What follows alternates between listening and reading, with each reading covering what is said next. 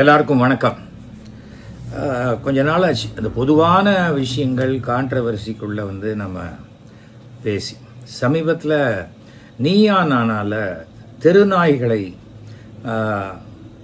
ஆதரிப்பவர்களும் அந்த தெரு நாய்களை எதிர்ப்பவர்களும் அப்படிங்கிற ஒரு இது சுப்ரீம் கோர்ட் ஆர்டரும் வந்திருக்கு, எல்லாமே வந்திருக்கு, சட்டங்கள் இருக்குது, எல்லாமே சரி. ஆனால் அதில் அந்த நிகழ்ச்சியை பார்க்கும்போது என்ன ஆயிடுச்சு, அந்த நாய்களை அன்பு செலுத்தவர்கள், எந்த நாயாக இருந்தாலும் நாம் கொல்லக்கூடாது அப்படின்னு அன்பு செலுத்துகிறவங்களுக்கும் அந்த அவர்களுக்கு எதிரிகளாக இன்னொரு டீமையும் உட்காத்தி வச்சு பார்க்குற மாதிரி தான் இருந்தது. எனக்கு ரொம்ப நாளாகவே ஒரு கருத்து உண்டு, இந்த ரெக்கார்டட் ஷோ எல்லாமே ஒரு ஸ்கிரிப்டட் ஷோ தான். எதுவாக இருந்தாலும் அது 3/4 மணி நேரம் வருது, 1 மணி நேரம் வருது அப்படின்னு சொன்னால் கூட, விளம்பரங்கள்லாம் போக 3/4 மணி நேரம் வந்தால் கூட அதுக்கு ஒரு 4 மணி நேரம் ரெக்கார்ட் பண்ணுவாங்க, இல்லை 5 மணி நேரம் ரெக்கார்ட் பண்ணுவாங்க. அந்த மாதிரி நிகழ்ச்சிகள் வரும்பொழுது என்னை கூப்பிடும்பொழுது நான் சொல்லுவேன், நான் 45 மினிட்ஸ் இருப்பேன், அதுக்கு மேலே நான் இருக்க மாட்டேன்னு சொல்லிடுவேன். ஸோ அந்த 45 மினிட்ஸ்க்குள்ளே நம்ம என்ன கருத்தோ அதுதான் நம்ம சொல்ல முடியும். 8 மணி நேரம் எடுத்தாங்க, நிறையா கட் பண்ணிட்டாங்கன்னா அவங்களுக்கு தெரியாதா? 8 மணி நேரம் எடுத்தால் இது 8 மணி நேரம் போடுவாங்கன்னு நினச்சாலே அது என்ன சொல்கிறது, ஒரு இக்னோரன்ஸ். அந்த ஒரு தொலைக்காட்சியை பற்றி புரிதல் இல்லாமல், அந்த நிகழ்ச்சியை பற்றி ஒரு புரிதல் இல்லாமல், ஏதோ நம்மளை கூப்பிட்டாங்களே அடடா நம்மளும் உலகம் முழுக்க தெரியுங்கிற ஒரு ஆர்வத்தில் உட்கார்ற ஒரு ஆர்வ கோளாறாகத்தான் நான் பார்க்குறேன். அது படவா கோபியாக இருந்தாலும் சரி, அம்முவாக இருந்தாலும் சரி, யாராக இருந்தாலும் சரி, ஒரு லைவ் ஷோங்கிறதே வேற. நேருக்கு நேர் லைவ் லைவ் போகும், அது வேற. ரெக்கார்டட் ஷோவில் அந்த சேனல் எதை விருப்பப்படுதோ அதைத்தான் போடுவாங்க. அதை ஆரம்பத்திலேயே இவங்க தெரிஞ்சுக்கிட்டு இருக்கோம். இது என்ன ஆயிடுச்சு, ஒரு விதமான ரேகிங் மாதிரி ஆயிடுச்சு. இந்த நாய் மேலே அன்பு செலுத்துறவங்க, தெருநாய் மேலே அன்பு செலுத்துறவங்களை ரேக் பண்ணுற மாதிரியான ஒரு நிகழ்ச்சியாக மாற்றி காட்டிய பெருமை கோர்ட் கோபிநாத் அவர்களுக்கு போய் சேரும். இது தவறான ஒரு விஷயம். ஒரு சமூகத்தில் ஒரு திருடனே இருக்கான், அவன் இருக்கலாமா வேண்டாமான்னு சட்டம்தான் முடிவு பண்ணணுமே தவிர அவனை சுட்டு கொன்னுடுங்க சார், அவனை ஒழிச்சிருங்க சார் அப்படின்னு சொல்கிறதுக்கு யாருக்கும் உரிமை கிடையாது. அதே போல் அவன் என்ன தப்பு பண்ணாலும் அந்த தப்புக்கு உண்டான தண்டனை. தெருநாய், நான் என் வீட்டில் 3 நாய் வளர்க்குறேன்.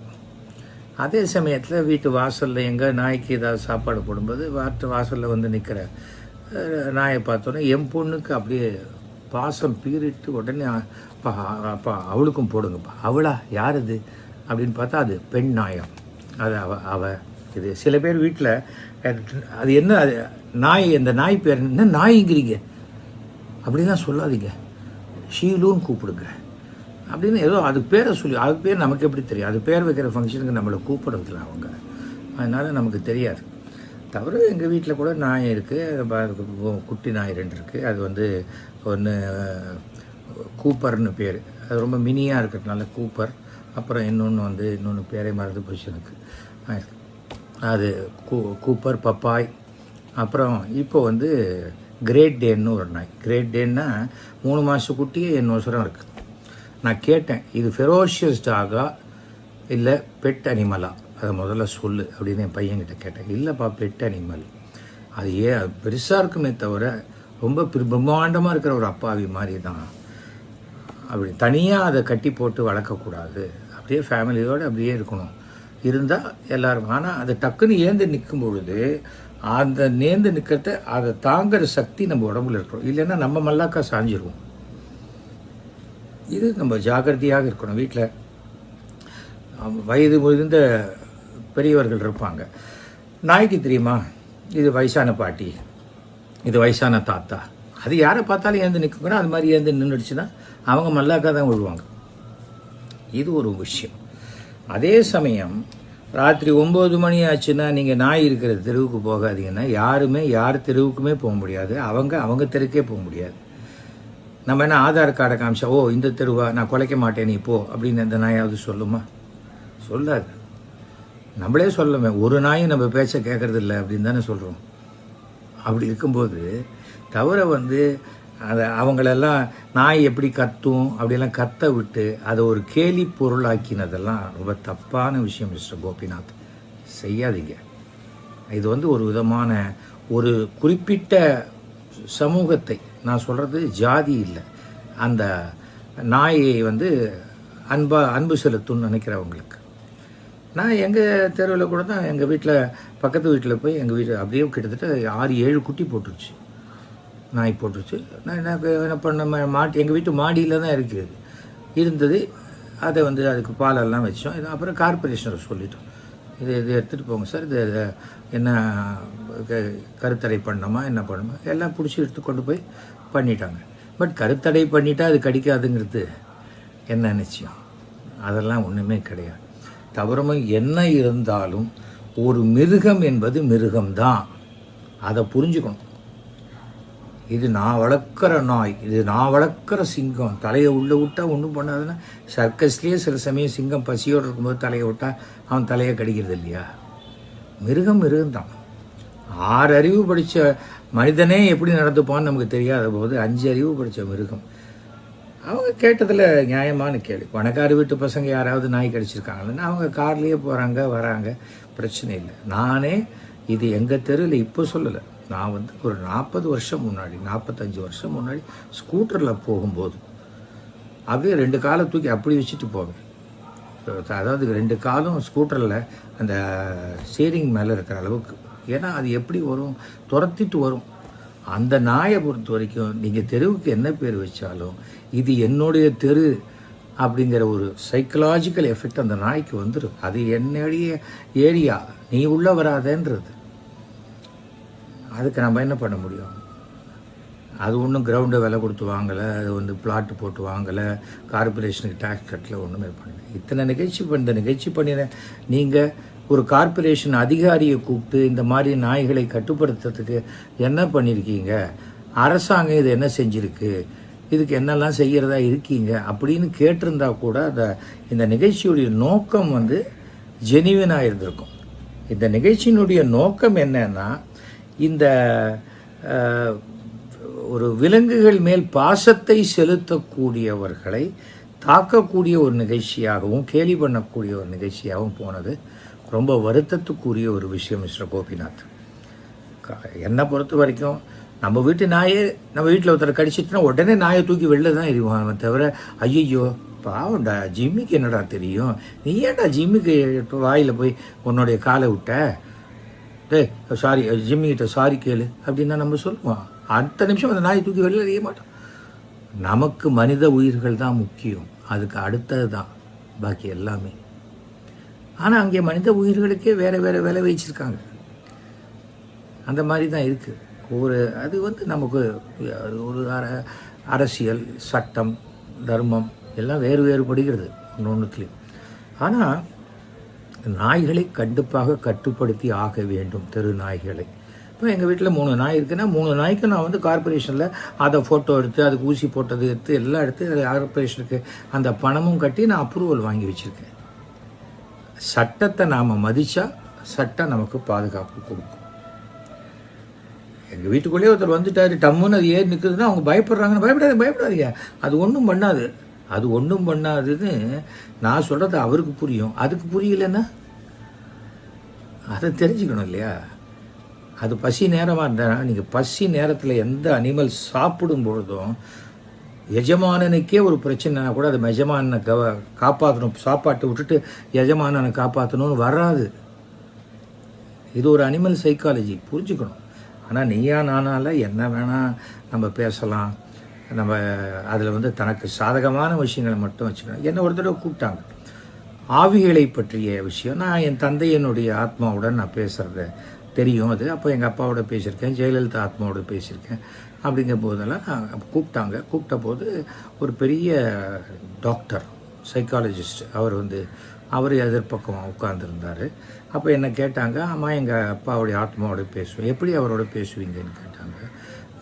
சொன்னேன், அவரோட நான் பேசுவேன். அதுக்காக இறைஞ்சி பேசுறதுலாம் இல்லை, மனதால் பேசக்கூடிய ஒரு விஷயந்தான் அது.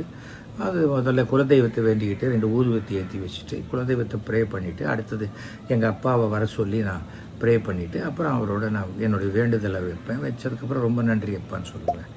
அப்போ உடனே அவர் கேட்டார், அப்படின்னா உங்கள் வீட்டில் நாய் பூனையெல்லாம் செத்து போச்சு தான். நீங்கள் அனிமல் பிளானட்டுக்கு வாங்க, அங்கே இந்த டிஸ்கஷன் வச்சுக்கலாம். இப்போ மனிதர்களுடைய ஆத்மாவை பற்றி பேசுகிறதுக்கு தான் இப்போ நம்ம வந்திருக்கோம் அப்படின்ட்டு. அதோட அந்த இது கட் ஆயிடுச்சு. அப்புறம் கேட்டார், உங்கள் அப்பாவோட தானே பேசுகிறீங்க, எதுக்கு அவருக்கு நன்றியெல்லாம் சொல்லி வழி அனுப்பணும் அப்படின்னாரு. அதுக்கு சொன்னேன், நீங்கள் ஒரு பெரிய டாக்டர் சார், நீங்கள் டாக்டராக இருக்கீங்க, உங்களை பார்க்க வரேன், உங்கள் ரூமுக்கு கதவை தட்டிட்டு தானே நான் உள்ளே வரணும். நான் பாட்டு கதவை தட்டாத உள்ளே வந்து நீங்கள் உள்ள நர்ஸோட அப்படின்னா என்னது அப்படின்னாரு. இல்லை, நர்ஸோட ஏதாவது டிஸ்கஷனில் இருக்கீங்கன்னா அதை நான் டிஸ்டர்ப் பண்ண மாதிரி ஆகிடாதா அப்படின்னு. அதுக்கப்புறம் சொன்னேன், இது வந்து உணர்வுபூர்வமான விஷயம், இதை மற்றவங்களுக்கு நான் நிரூபிக்கிறதுக்காக நான் வரல. நான் எனக்கு ஏற்பட்ட அனுபவத்தை சொல்ல வந்திருக்கேன். இதை ஏற்றுக்கிறவங்க ஏற்றுக்கலாம், ஏற்றுக்காதவங்க போகலாம்.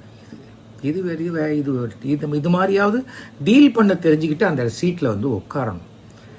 அதை விட்டுட்டு அங்கே உட்காந்துக்கிட்டு பல பல பல பல பல பல தோணினதெல்லாம் பேசிட்டு அப்புறம் நான் அப்படி பேசலை, நான் இப்படி பேசலை, நான் ரொம்ப நல்லவன், இதெல்லாம் தேவையே இல்லை. பிகாஸ் இன்றைக்கி சோஷியல் மீடியா என்பது வாயிலிருந்து ஒரு வார்த்தை வந்து ரெக்கார்ட் ஆயிடுச்சின்னு சொன்னால் அது உலகம் முழுக்க பரவத்தான் செய்யும். கொஞ்சம் காலம் போட்டோம், அது அடுத்த டாபிக் வரும்போது இது மாறும், அவ்வளோதான். அதனால் இதுக்காக வந்து ரோட்டில் போகிற நாயும் உங்களை கோச்சிக்க போகிறதில்ல, வீட்டில் இருக்கிற நாயும் உங்களை கோச்சிக்க போகிறதில்ல, அதான் வீட்டில் வளர்க்குற நாயும் கோச்சிக்க போகிறது கிடையாது. அதுக்காக நான் சொல்கிறேன். ஆனால் எந்த ஒரு நிகழ்ச்சியாக இருந்தாலும் சம பேலன்ஸ் கருத்துக்கள் உடையவர்களோடு பேச வைக்கணும். அது இல்லாமல் நீங்கள் பேசுங்க, கொசுவை கொள்றீங்களே நியாயமா? கொசுவை கொள்றீங்களேனாக்கா அது எல்லா உயிரும் ஜீவன் தான், கரெக்டு தான். நான் பேசுவேன், நான் ஜீவகாரியத்தை பற்றி நான் பேசலான்னா நான் ஃபுல் வெஜிடேரியன். அதே ஜீவகாரியத்தை பற்றி ஆடு கோழியும் சாப்பிட்றவங்க வந்து சில சமயம் இல்லை எந்த உயிரையும் கொண்டுடாதீங்க அப்படின்னா, அப்போ ஆட்டுக்கும் உயிர் இருக்குல்ல, கோழிக்கும் உயிர் இருக்கு இல்லையா? அந்த மாதிரி தானே வரும். அது நான் எதுக்காக சொல்கிறேன்னா, ஒரு ஆர்கியூமெண்ட் எடுக்கும்பொழுது அந்த ஆர்கியூமெண்ட்டு சரிசமமாக இருக்கான்னு பார்க்குறது தான் நடுவரோட வேலை. இதில் யாருக்கு அதிகமான கைத்தட்டல் விழுவுது, யார் அதிகமாக இன்னொருத்தர் கேலி பண்ணுறாங்க அப்படின்னு பாருங்க. இதை வாயில் சிக்கிக்குச்சு, இப்படி இது பண்ணிட்டேன் அப்படின்னு துப்பிட்டேன். இப்போ இதை தனியாக கட் பண்ணி வேறு யாராவது போது அப்படின்னு சொல்கிற மாதிரி போட்டால் அப்போ என்ன ஆகும்? நிகழ்ச்சி பார்க்குறவங்களுக்கு பற்றியா அந்த ஆள் சொல்கிறதுக்கு இவன் துப்புறான் பற்றியா அப்படின்னு தானே வரும். இதை பார்க்குறவங்களும் புரிஞ்சுக்கணுங்கிறதுக்காக தான் சொல்கிறேன். ஜீவகாருண்யம் என்பது வேறு. பாம்புக்கு பால் வாக்க முடியுமா? பாம்பு தான் நமக்கு பிடிச்சிருக்கும், அதுக்காக பாம்பை வீட்டில் வளர்க்க முடியுமா? தேலை வளர்க்க முடியுமா? அந்த மாதிரி தான் நாய் என்பதும். நாய் வந்து தெரு நாய் இருக்கா, அதை அப்படியே வாங்குங்க, கழுத்தில் ஸ்ட்ராப் போடுங்க, கார்பரேஷனில் சொல்லி அதை உங்கள் வீட்டு நாயாக்கி நீங்கள் உங்கள் வீட்டில் வளர்த்துட்டு போங்க. தெரு என்பது நமக்கு சொந்தமானது அல்ல, எல்லாருக்கும் சொந்தமானது. அந்த எல்லாருக்கும் சொந்தமான இடத்துல கார் போகணும், லாரி போகணும், பஸ்ஸு போகணும், சைக்கிள் போகணும், குழந்தைகள் போகணும், பெரியவங்க போகணும். அங்கே ஓரமாக இது மாதிரி தெரு நாய்களும் போய்க்கலாம். ஆனால் தெருநாய்கள்லாம் நடுவில் இருக்கும் அப்படின்னா எப்படி? சரியாக வராது இல்லை? அதை ஒன்றுமே பண்ணாதீங்க. அது என்ன பண்ண போகிறாங்க? அந்த காப்பகம் நல்லா இருக்கா, அது ஏசி பண்ணியிருக்கா, நல்ல ஃப்ளோரிங் போட்டிருக்கா, இதெல்லாம் நம்ம கேட்க முடியாதுங்க. சரியான ஒரு விஷயம் இல்லை. அதுக்கு உண்டானது நம்ம செய்யுங்க. நம்ம சில பேர் இந்த ஒருத்தர் வந்து ஒரு வீட்டை காலி பண்ண மாட்டேன்னு சொல்லி சமீபத்தில் படித்தேன், இப்போ நியூஸ் படித்தேன். அவர் ஒரு தெரு நாய் 10 நாய்க்கு சோறு போட்டு வீட்டில் வளர்க்குறாராம். அந்த வீட்டு ஓனரே அந்த வீட்டுக்குள்ளே நுழைய முடியாதபடி பண்ணிட்டாரு. அந்த வாடகை கொடுக்க மாட்டேன்னு அந்த வீட்டை வந்து காலி பண்ண மாட்டேன்னு சொல்கிறவர். அப்போது கண்ட நாய்களை வச்சுக்கிட்டு ஒருத்தர் என்ன வேலை காட்டுறாரு அப்படின்னு தானே சொல்லணும்.